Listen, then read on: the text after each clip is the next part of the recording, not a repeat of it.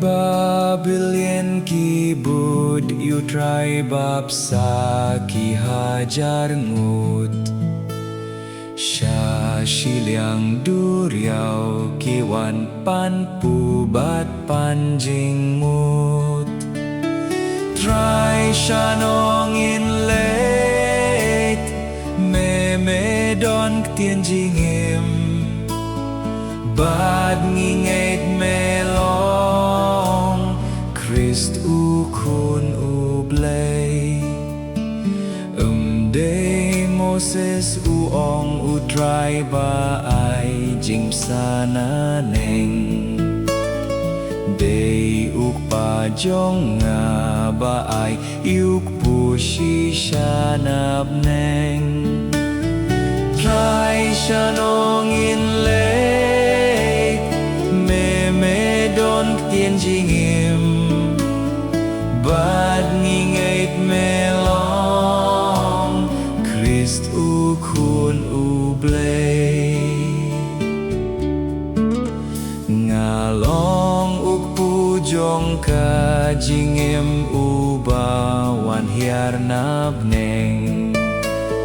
Jar babam dune ukpu utaun imjunom Try shanong in late me don tien jingim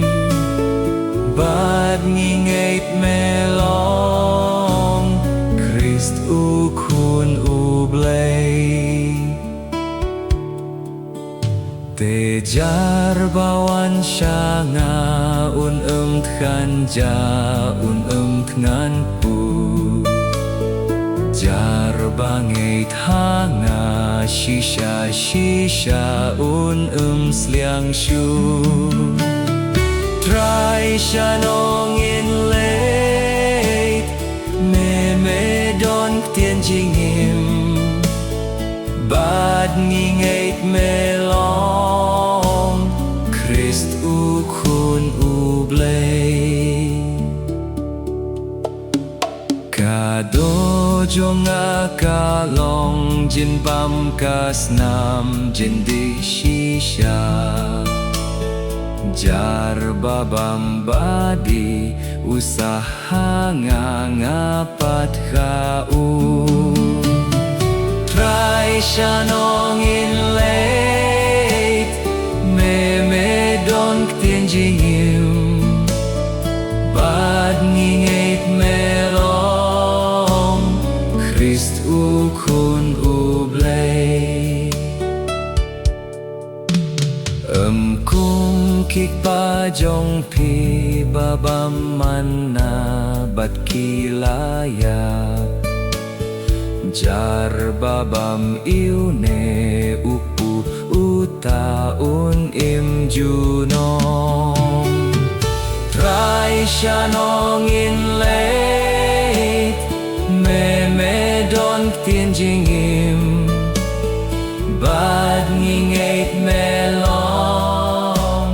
Christ ukun ublay Namarbun kisenran kihnyum kila dien no Ong Jisu haki katar piru pi kwah lek no Try shanong